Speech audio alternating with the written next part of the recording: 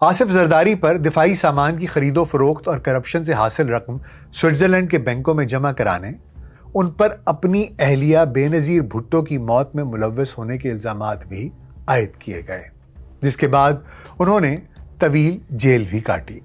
کراچی جیسی بڑی بندرگاہ، ایک بڑا شہر، پاکستان کا سب سے بڑا شہر سندھ میں ہے، لیکن اس کے باوجود ایسا کوئی کرشمہ، ایسا کوئی حل گزشتہ 17 برس میں ہمیں سندھ میں دکھائی نہیں دیا جس کے تحت ہم یہ اندازہ لگا سکیں کہ صدر زرداری سینٹر میں آ کر کوئی کرشمہ کر دکھائیں گے۔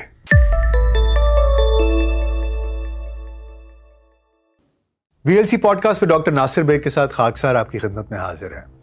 پاکستان کی تاریخ میں پہلی بار کوئی شخصیت 2 بار صدر مملکت منتخب ہوئی ہے، اور وہ ہیں آصف علی زرداری، جن کی شخصیت تنازعات اور سکینڈل سے بھرپور رہی ہے۔ کبھی انہیں مسٹر 10% کہا گیا تو کبھی ان پر اپنے مخالفین کو دھمکا کر ان سے پیسے ہتھیانے کا الزام لگایا گیا۔ پھر یہ بھی خبریں آتی رہیں کہ آصف علی زرداری کے استبل میں بندھے گھوڑوں کو مربع جات کھلائے جاتے ہیں تاکہ وہ دوڑیں جیت سکیں۔ آصف زرداری پر دفاعی سامان کی خرید و فروخت اور کرپشن سے حاصل رقم سوئٹزرلینڈ کے بینکوں میں جمع کرانے، فرانس میں شاندار محل بنوانے کے الزامات کے ساتھ SGS reference, fake accounts, memo gate scandal اور اس طرح کے اور بہت سے سکینڈلز میں ملوث ہونے کے الزامات کے تحت بھی مقدمات دائر کیے گئے۔ پھر ان پر مرتضی بھٹو کے قتل کا الزام بھی عائد کیا گیا، حتیٰ کہ ان پر اپنی اہلیہ بے نظیر بھٹو کی موت میں ملوث ہونے کے الزامات بھی عائد کیے گئے، جس کے بعد انہوں نے طویل جیل بھی کاٹی۔ ان پر لگنے والے الزامات کی حقیقت کے بارے میں بات کرنے سے پہلے آئیے ذرا آصف علی زرداری کے خاندان کے بارے میں کچھ جان لیتے ہیں۔ سندھ کا معروف تعلیمی ادارہ مدرسۃ الاسلام 1885 میں آصف علی زرداری کی والدہ کے جد امجد مولانا حسن علی افندی نے اپنی ذاتی 8 ایکڑ زمین پر تعمیر کروایا۔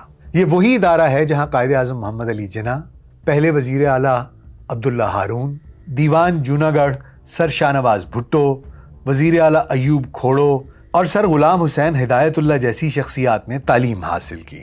آصف علی زرداری کے پردادا سجاول زرداری اس وقت کی سیاست میں بہت اہم شخصیت تھے۔ 2000 ایکڑ اراضی کے مالک تھے۔ ان کا استبل نایاب گھوڑوں کے ساتھ پورے ہندوستان میں مشہور تھا۔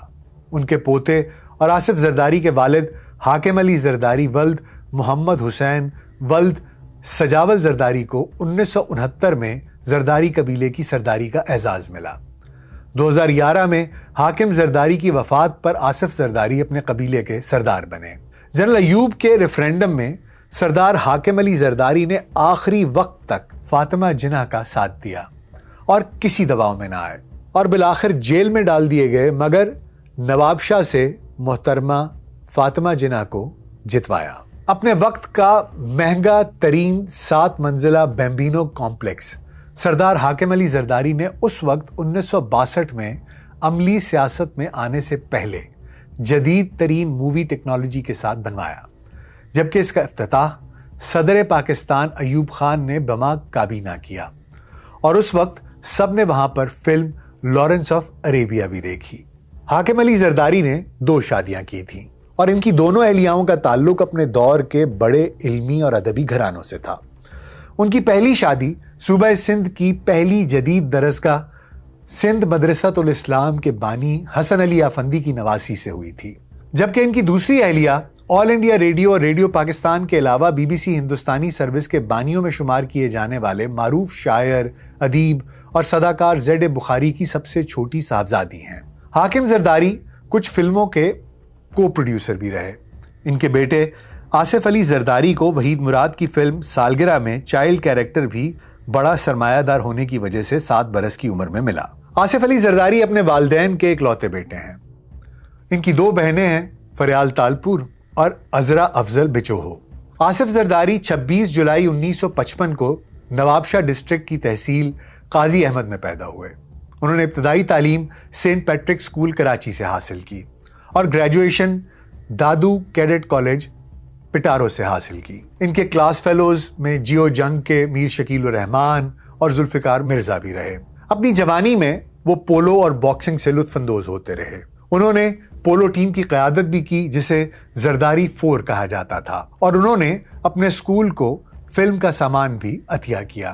کچھ عرصہ گزر گیا اور فرانس میں بیگم بلقیس حاکم کی بیگم نصرت بھٹو سے دوستی 1985 میں ہوئی، جب 7.5 سال جیل میں رہ کر آنے والی بے نظیر بھٹو جنیجو اسمبلی ٹوٹتے ہی الیکشن میں کودنے کا سوچ رہی تھیں، اور ان کی واپسی روکنے کے لیے سازشوں کے ایک دور کا آغاز بھی ہو چکا تھا، اور ان کی فیک اریاں تصاویر کو جہازوں سے گھر گھر گرا کر لوگوں کو گمراہ کیا جا رہا تھا۔ پاکستانی عوام کی بھٹو سے وابستگی کے باوجود مذہبی اور مشرقی اقدار بہت زیادہ اہم تھیں۔ لوگ اس کا بہت اثر لیتے تھے۔ اس صورتحال کو سامنے رکھتے ہوئے نصرت بھٹو نے محترمہ بے نظیر بھٹو کی شادی کرنے کا فیصلہ کیا، کیونکہ بے نظیر بھٹو کو آگے چل کر بھی قید و بند کی صعوبتوں اور مارشل لائی طاقتوں کا سامنا کرنا تھا۔ اس لیے محترمہ کے لیے سخت جان، مرد بحران، مشکلات کا عادی شوہر درکار تھا، جس کو مرنے کا خوف نہ ہو، جو یہ کہہ سکے کہ آج کے بعد جیل بے نظیر بھٹو نہیں، وہ جائے گا، بلکہ یہ کہے کہ بے نظیر کی طرف بڑھنے والی ہر مصیبت وہ خود پر لے گا۔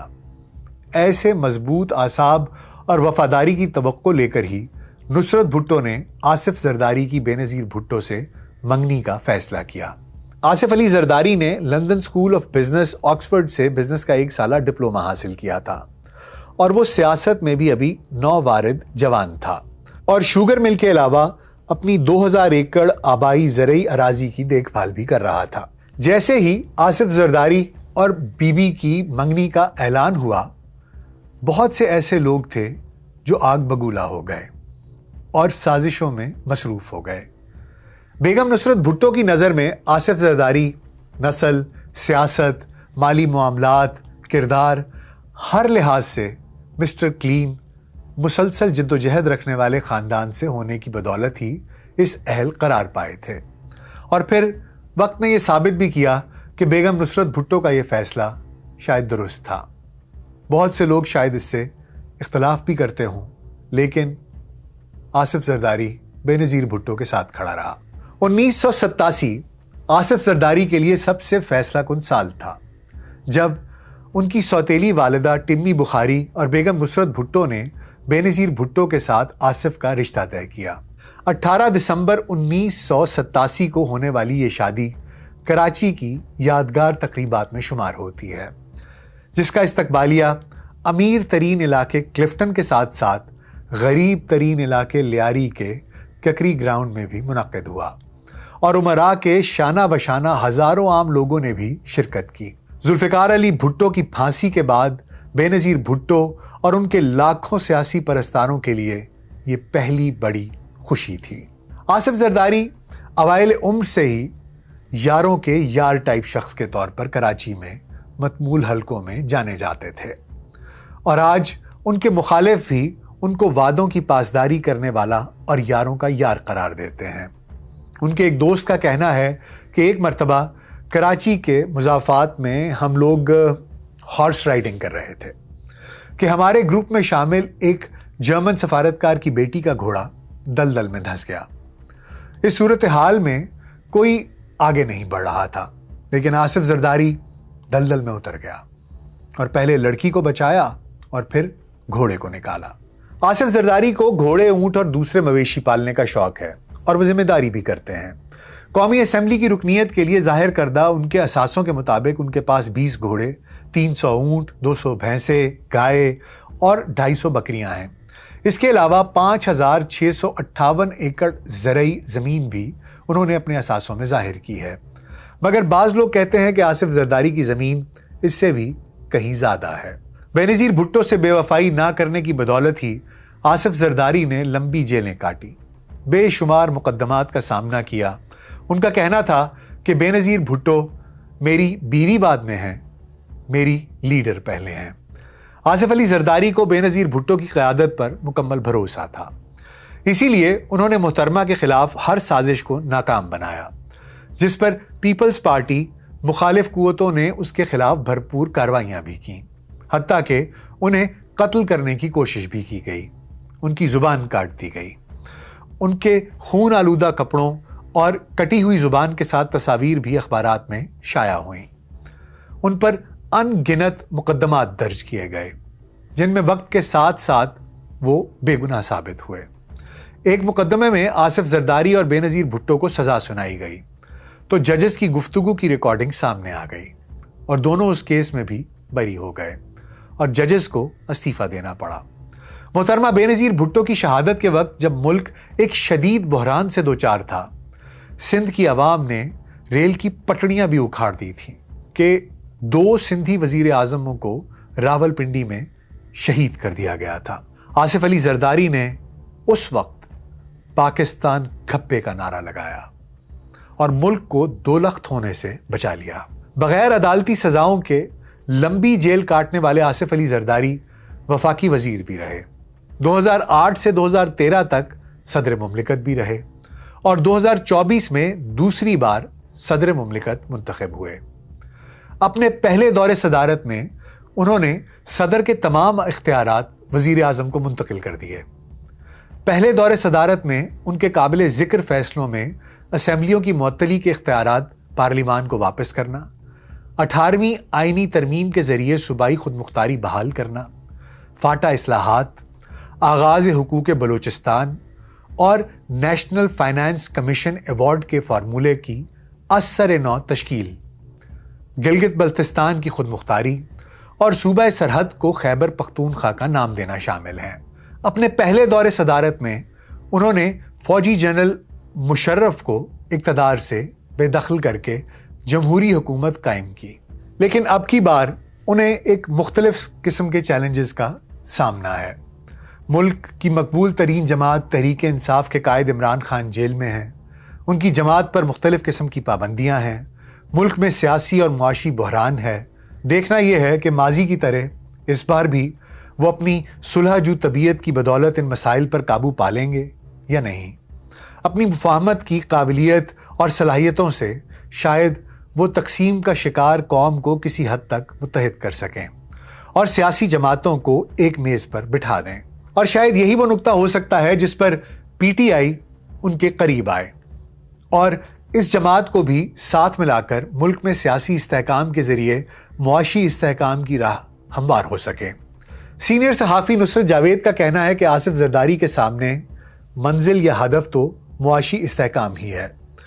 ان کے مطابق جب وہ پہلی بار صدر بنے تو پاکستان کے دیگر ممالک سے مراسم بڑھے اور انہوں نے پاکستان پیپلز پارٹی کے دور میں اہم منصوبوں کی راہ بھی ہموار کی۔ نصرت جاوید کا یہ بھی کہنا تھا کہ یہ آصف علی زرداری ہی تھے جنہوں نے سی پیک جیسے منصوبوں کی بنیاد رکھی اور چین کے کئی دوروں میں اس منصوبے کے خد و خال پر کام کیا۔ ان کے مطابق اس بار بھی آصف زرداری کا یہی ہدف ہوگا کہ سی پیک منصوبے کو دوبارہ پٹڑی پر لایا جائے اور بیرون ملک سے زیادہ سرمایہ کاری پاکستان لائی جائے۔ نصرت جاوید کے مطابق آصف علی زرداری نے ایران کے ساتھ گیس پائپ لائن کے منصوبے کا افتتاح کیا اور اب وہ اس کی تکمیل کو بھی یقینی بنانے کے لیے پرعزم ہوں گے۔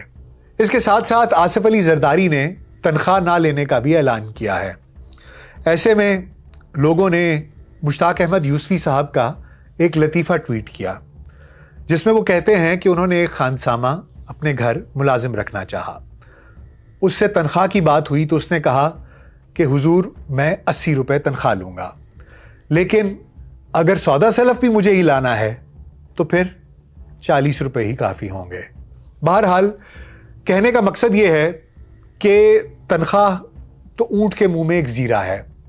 جو پروٹوکول اس قسم کی شخصیات انجوائے کرتی ہیں وہ قوم کو کروڑوں روپے میں پڑتا ہے۔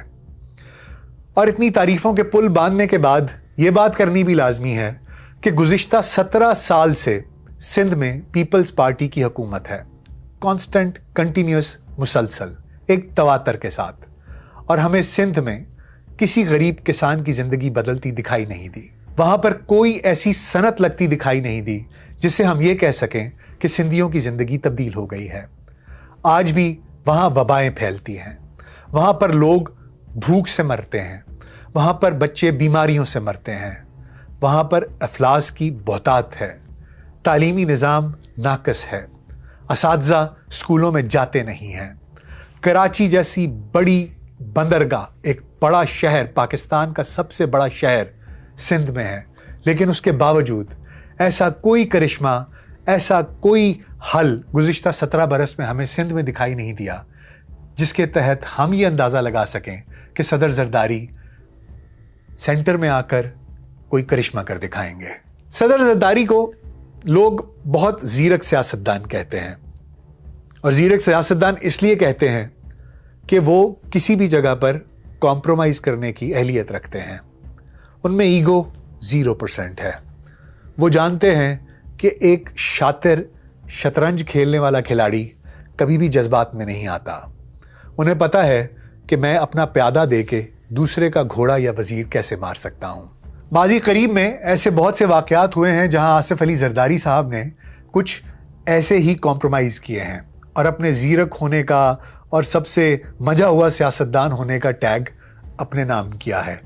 लेकिन क्या इस वक्त में, जब पाकिस्तान एक शदीद तरीन मुआशी और सियासी बहरान से गुजर रहा है, क्या इस किस्म की मुफाहमतें पाकिस्तान को इन बहरानों से निकाल पाएंगी या नहीं? ये तो वक्त ही बताएगा। आपका क्या ख्याल है? कमेंट्स में ज़रूर बताइएगा। अपना बहुत ख्याल रखिएगा। शुक्रिया।